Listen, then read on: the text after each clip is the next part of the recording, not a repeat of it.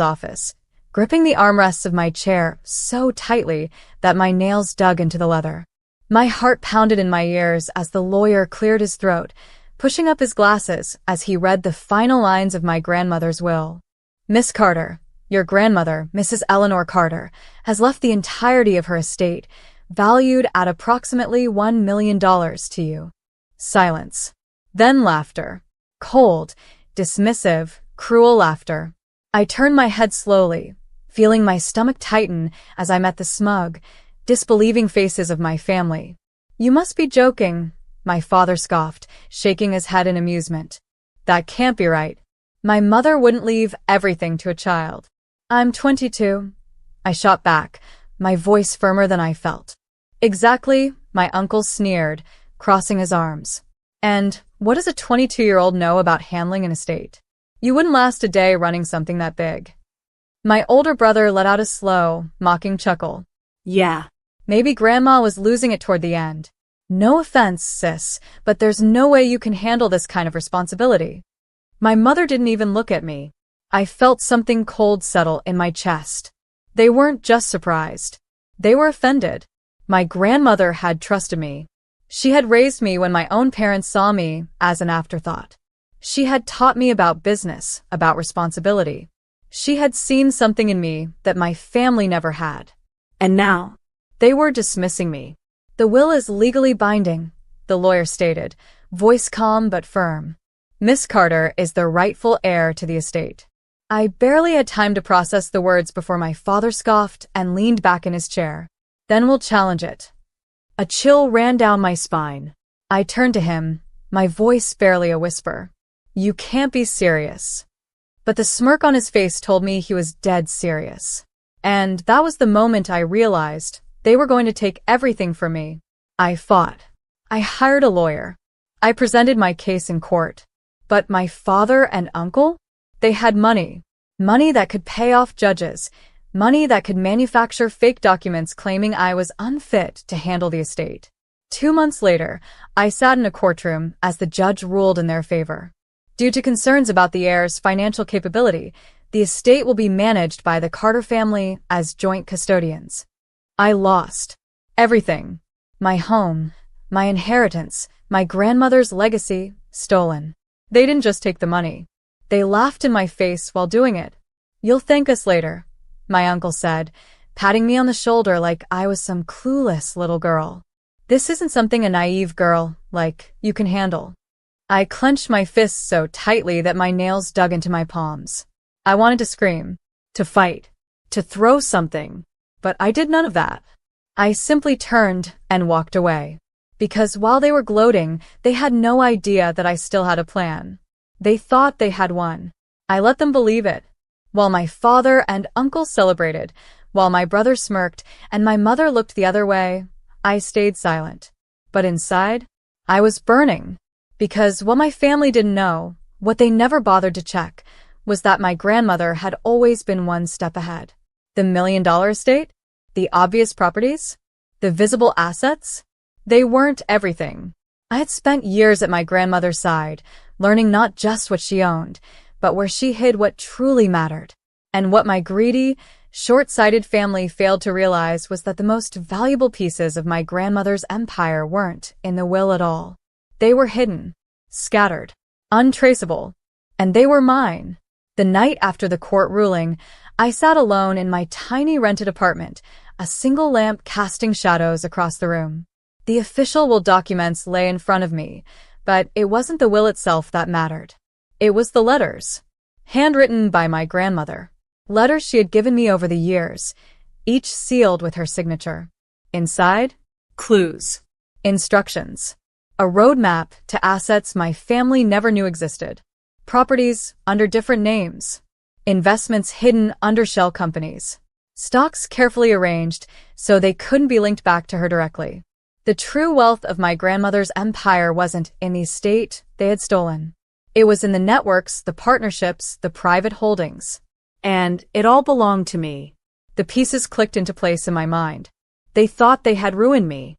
But all they had done was free me to move without their interference. They had no idea what was coming. I didn't strike immediately. That would have been reckless. Instead, I studied them. I watched as my father and uncle spent recklessly, flaunting their newfound fortune like fools. They weren't businessmen. They were leeches, living off the hard work of others. They poured money into shady investments, trying to expand their control. They thought they were untouchable. But I knew their weaknesses, and I was going to exploit them. The first thing I did, I contacted my grandmother's old allies, investors, business partners, people my father and uncle had ignored or insulted over the years. And I made them an offer. I'm bringing my grandmother's vision back, I told them, and I need your help. To my surprise, they didn't hesitate, because no one had respected my grandmother more than the people who had worked with her. And no one hated my father and uncle more than the people they had betrayed. Within 6 months, I had secured my own wealth. Not from the estate they had stolen, but from new ventures, new investments. I wasn't just fighting back. I was building something bigger. And soon, they were going to feel it. The first blow wasn't loud. It was silent. I made a deal, one my father and uncle never saw coming. One of the businesses they had taken over had been deeply in debt. They hadn't done their research before buying it. So I bought the debt. And when the time came, I called it in. They tried to negotiate. But I didn't negotiate. I let them crumble. Their first loss. Their first taste of fear. And it was only the beginning. With every bad investment, every arrogant decision, I tightened the noose. They thought they were too powerful to fall. But money doesn't make you smart. And soon, their funds dried up. Their businesses collapsed. And just like that, the empire they had stolen from me began to crumble beneath them. I watched as the panic set in, as their confidence shattered. And when the time was right, I stepped in. The look on my father's face when he realized who was buying their properties out from under them? Priceless. You, he whispered, his voice barely more than a breath. I smiled. Me? I confirmed. And in that moment, he knew. I had played the long game. And I had won. The lawsuit came next. I had evidence. Proof of the fraud they had committed to steal the estate from me. And when the case went public, their reputation crumbled. They begged me to settle, to let them keep something. I refused, because they had taken everything from me. And now, I was taking it all back. One by one, their assets were seized. Their accounts? Frozen. Their businesses? Auctioned off. And the estate? Mine again. I stood in the same room where they had laughed at me months before. But now, I was the one in control. They were nothing. The silence in the room was unbearable, stretching so tight it felt like the walls themselves were closing in. The dim light from the overhead chandelier cast shadows over the once proud men who sat across from me, their bodies stiff, their fingers twitching as they gripped the edges of their chairs. My father looked at me, his eyes dull and sunken, the weight of his downfall pressing down on his shoulders like an invisible force. He had aged years in mere months, the arrogance that once dripped from his every word now replaced with something unfamiliar. Doubt. My uncle, the man who had once patted me on the head like I was an ignorant child, sat stiffly beside him, his lips pulled into a tight line. His fingers tapped against the polished table, a nervous tic he couldn't suppress. He used to smirk. He used to laugh at me. But now? Now there was only fear. And my brother, the one who had scoffed, belittled, and dismissed me as if I were nothing more than a foolish little girl, was eerily silent. He had no words, no quick remarks, no arrogance left to cling to. Because today, they weren't in control. Today, they weren't the ones stealing. Today, I was the one with power. I leaned back in my chair, exhaling slowly as I folded my hands neatly in front of me. The documents sat in a neat pile between us, thick stacks of paper that spelled out their ruin in black and white.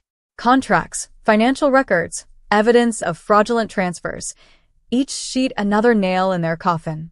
You look surprised, I said finally, my voice smooth, quiet, yet sharp enough to cut through the tension in the room like a blade. My father's jaw twitched. How did you do this? I tilted my head slightly, letting the question hang in the air before offering a small, knowing smile. You really want to know? I asked, arching an eyebrow. You really want to understand how the helpless little girl you underestimated managed to dismantle everything you built? My uncle scoffed, but there was no confidence in it. Just a brittle edge of desperation. You played dirty, he spat, his voice low. That's the only way. No.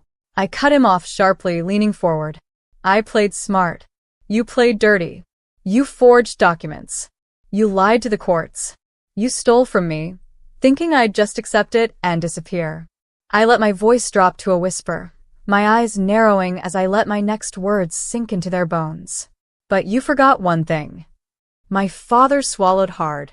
You thought I was weak, I continued. You thought I was naive. You thought I had no power. A small, humorless chuckle escaped my lips. And that was your first mistake. The second? Underestimating me. The silence stretched on, suffocating and thick, as my father clenched his fists. I could see the storm brewing in his eyes, his mind scrambling for a way out. For an escape. For a loophole. There wasn't one. You don't understand what you've done, he said finally, his voice strained, almost pleading. Oh, I understand perfectly, I said, my tone deceptively light. I understand that you were so consumed by greed that you didn't even notice what was happening right under your nose. I gestured toward the documents in front of me. While you were busy flaunting your stolen fortune, I was undoing you. Every business you invested in, I bought it out from under you. Every deal you tried to close, I blocked it. Every ounce of power you thought you had. I leaned closer, my smile widening as I whispered, It belongs to me now. A strangled sound escaped my uncle's throat. My father's fingers twitched against the table. My brother paled. They were trapped. And I could see it the moment they realized it. Word had spread. The people they once relied on, the business associates who had once bowed to them, the men who had once shaken their hands with forced smiles and quiet respect, had abandoned them. It wasn't just that they had lost money. They had lost power. And in their world, that was worse than death. The final blow came in the form of a gavel striking wood. Their last remaining asset, the estate, my grandmother's house, the home they stole from me, had gone up for auction. And I had let it happen. I watched from the crowd as the bidding started, my arms crossed, my heart steady. The numbers climbed higher and higher until finally, it was over. My father sat in the back of the room, staring at the result as if his very soul had been carved out of his body. He had lost everything, and I had taken it back. I turned, meeting his eyes one last time. I expected anger. I expected rage. But all I saw was defeat. And I walked away. The sun was beginning to set as I stood outside the grand estate, my estate. The mansion that once belonged to my grandmother, the place where I spent countless afternoons learning from her, the home that had been ripped away from me. It was mine again. But as I stood at the iron gates, watching the shadows stretch long across the driveway, a strange feeling settled in my chest. I had won. I had taken back everything they stole from me, piece by piece, watching them crumble under the weight of their own arrogance. But now, what next? The fire that had fueled me for so long, the burning need for revenge, for justice, for payback, it was satisfied. I had undone every deception, crushed every scheme, and taken back every piece of my grandmother's legacy. And yet, as I stared at the mansion, I realized something. This victory wasn't about them anymore. This was about me. This was about who I had become. I didn't expect him to call, but he did. 3 days after the auction, my father's name appeared on my phone screen. For a long moment, I just stared at it, my finger hovering over the answer button. And then, I pressed it. There was silence. Then, a ragged breath. I suppose congratulations are in order, he finally said. His voice was tired, defeated. It lacked the usual arrogance, the cold certainty he had always spoken with. I leaned against the window, watching the city lights flicker in the distance. I didn't do this for congratulations. A humorless chuckle. No, I don't suppose you did. Silence stretched between us, thick and heavy. I never thought. He trailed off, then let out a slow exhale. I never thought you had it in you. I closed my eyes, gripping the phone tighter. And that was your mistake. He let out a breath, one that almost sounded like a laugh. I suppose it was. I waited for him to ask for something. A deal. A loan. A way out. But he didn't. And that? That was the first real acknowledgement I had ever received from him. Not an apology. Not regret. Just recognition. You always thought power was about control, I said quietly. You thought having money meant having people bend to your will. You thought you could take whatever you wanted and no one would ever stop you. Silence. But real power? I continued, my voice steady, strong. It's not about money. It's not about fear. It's about earning something no one can take away from you. Another silence. This one longer. And then a sigh. Goodbye, Dad. I hung up, and I never looked back. I spent weeks restoring the estate. Not just the mansion, but everything it stood for. My grandmother had always believed in using wealth to build, not destroy. She had invested in people, in opportunities, in second chances. She had built something lasting. And I had made a decision. I wasn't going to be like them. The fortune my father and uncle had squandered, I reinvested it. Not into greedy business deals, not into lavish luxuries, but into people who actually needed it. I started charitable foundations, focusing on helping young entrepreneurs. I funded scholarships in my grandmother's name. I took the wealth my family had used as a weapon and turned it into a tool for change. And the more I did, the more I felt her presence with me. I visited the graveyard alone. The wind was gentle that morning, carrying the scent of fresh-cut grass and damp earth as I stood before my grandmother's headstone. I knelt down, running my fingers over the carved letters of her name, my heart swelling with something that felt both heavy and light at the same time. I did it, Grandma, I whispered. The words felt different now. They weren't triumphant. They weren't filled with anger, or fire, or the sharp edge of revenge. They were peaceful, because this wasn't about winning or losing anymore. It was about carrying forward what she had built. It was about making sure that no matter what happened, her legacy lived on. And I had done that.